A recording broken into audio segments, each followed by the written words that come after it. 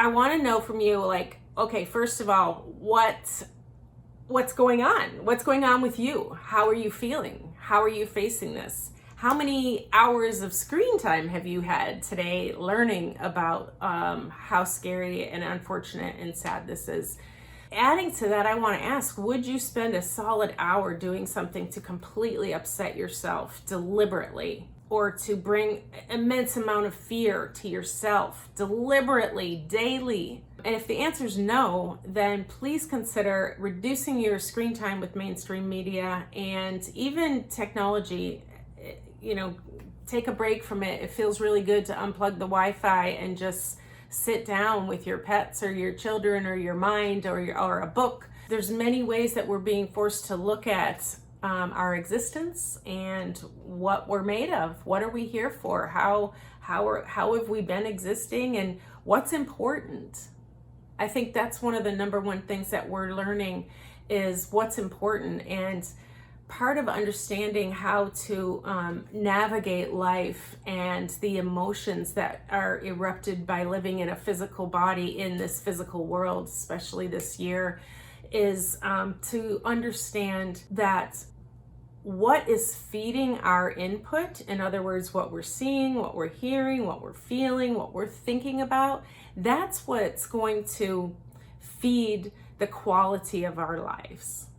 And that's a pretty big statement because when you look at it, you get to choose that what is coming in. For the most part, you do on a moment to moment basis. So if we begin to just kind of come back into that moment of what do I want to experience, or how can I allow my experience to be improved in this situation? We can't always control all these outer situations.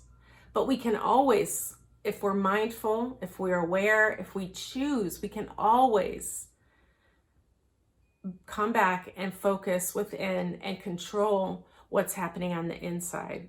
And that's a really, really huge tool for being a successful, like, happy person. And by successful, I'm not talking about financial. I'm talking about emotionally healthy and being able to cope, being able to face stress without getting enraged emotions, without erupting. And of course, we're going to have things that are going to, make us cry and angry. But how do we deal with those? How are you dealing with that?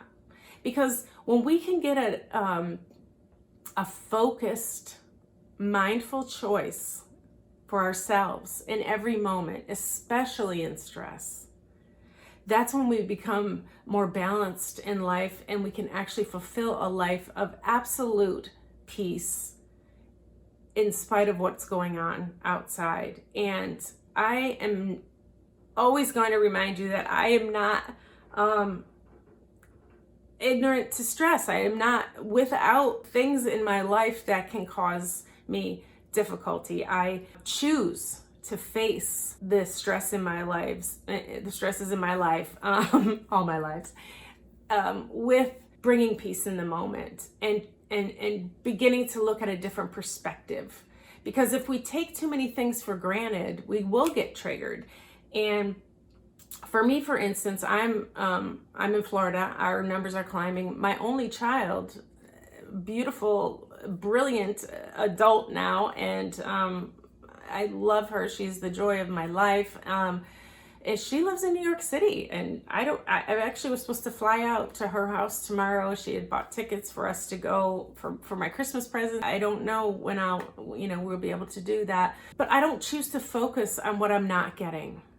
What I choose to focus on is what I am getting, what I am feeling, what I am seeing. How can I see the best possible outcome? She's safe right now. That's amazing. I'm safe right now. If you're listening to this video and you're okay and you're breathing and you're talking and you're seeing and you're hearing, you're okay in this moment.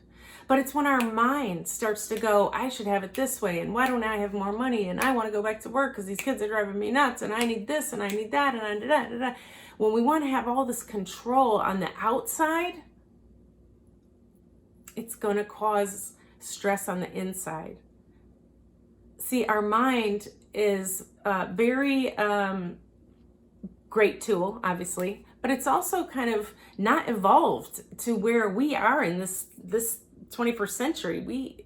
Our mind is still a little bit, hunter gatherer. Look out for the danger. Look out, look out, look out. It's just the way that we're wired currently, and being in that, looking out for everything that's wrong. That could be focusing on drama. That could be always focusing on the bills that have been unpaid, or on the media that's broadcasting how much fear and death is happening right now. It's going to cause that flight or flight response in the body, and we really want to try to curb that until we actually need it. There is a reason that we have a fight or flight, and that's to deal with real stress in the moment. And we can diffuse a lot of that by our choosing a different perception, how we're seeing it, how we're looking at it. Choose to find ways to feel better. We talked about staying present in the last first episode. We talked about deep breaths and slowing down. And today I want to just touch on a little bit about gratitude. Gratitude. Okay, so in any moment, you can shift your focus, shift your vibration, and shift your mood to anything that you're grateful for. So in spite of what's going on in the world, what are you grateful for? And I've gone through many years of working with this little tool, and way back years ago, I was in such a deep depression. I could only find that I was grateful for my arms and legs, and I could walk because I thought everything else was such a mess. But some people honestly can't walk. So that was my focus sometimes. And sometimes it's about, what do we have? Instead of always looking at what we don't have, what do we have?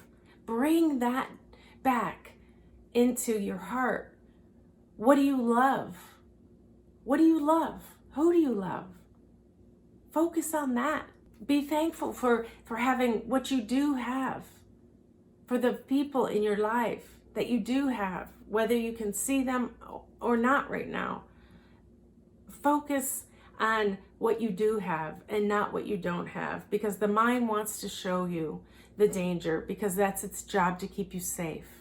Your job as being the mindful master of your body and your life is to choose when to know when we need to bring up that fight or flight, and when we need to bring ourselves love and focus and bring ourselves into a peaceful place. And that is in finding gratitude. So right now, real quick, rattle off 3 to 5 things that you're grateful for. Come on, ready, go. 1. Okay, now a completely different one. 2. I'm grateful for my child. I'm grateful for my house. 3. I'm grateful for my pets. It's easy. Just, and then if your mind's not believing it, just take it deeper. What do I love about my child? What do I love about my home? What am I really happy that I have? We have to make these choices in these moments when we're facing these stresses. And when we can do that, we're better able to help ourselves, our family, our community, and our world. And that's what this is going to take. We are going to have to help each other. Things are going to change. All kinds of systems are changing right now, and that's a good thing. And we just need to stand together, help each other with these things, and remember to continuously breathe into this moment. Give thanks for what you have. And let's take a short interruption here to let you know that today's session is brought to you by the E key, which is the solar plexus. And that is your confidence, your sense of self-worth is in the solar plexus energy site. And this bowl is an E key, which is also the same area. So let's take a moment and do our 10-second inhale or hold. We're going to inhale and then hold for 10 seconds. Ready? Here we go. Inhale. Hold. 8, 7, 6, 5, 4, 3, 2, 1. Exhale fully and slowly.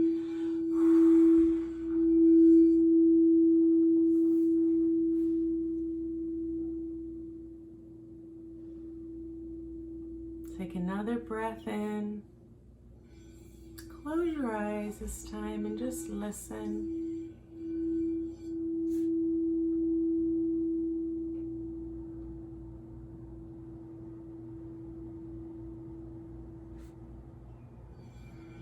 Just take a couple more breaths. Focus into that solar plexus, the belly. Bring yourself some love. What do you love about yourself? What are you grateful for in yourself? What are you good at? What are you proud of yourself for?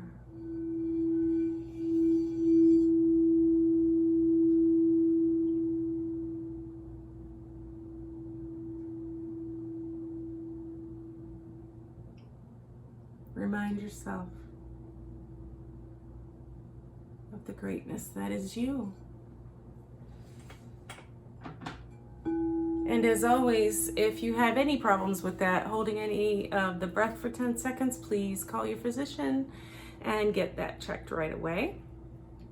And now for the funny segment, here's a story for you. So there's an older man, and he is walking down the street and runs into a friend that he hasn't seen in a really long time. And he says, "How you doing?" He's like, not so good." He's like, "What's wrong?" He says, "Well, 3 weeks ago, my aunt died and left me $40,000. And he's like, "Wow," his friend says, "That's a lot of money." He's like, "Yeah." And then 2 weeks ago, a cousin that I never even knew I had left me $85,000 clear and free. And he's like, "Wow." And then he says, "Well, you should feel really blessed." And the old guy says, "Well, no, you don't understand. Last week, my other relative died and left me nearly $250,000. And his friend's like, "Well, dude, what's wrong? Why are you so glum?" And the old guy says, "Well, this week, nothing."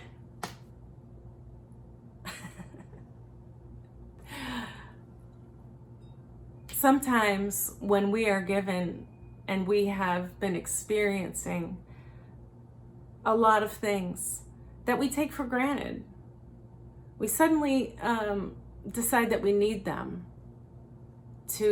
in order to continue. We don't always need all of the things that we've been having. We've been overindulging as a human race, and maybe there's ways that we can all look at how we've taken it for granted, what we've been given, and what is really great in our lives. And we are given this time to go without some of the things that we thought we needed on a daily basis, and we don't. Let's come back to what is really important in life, and how feeling at peace in your heart is your responsibility and your choice. And if there's any way that we can help you, I can help you, I want to do that. And let's be grateful for what we do have. All right, that's it for this show. I love you guys. Peace out.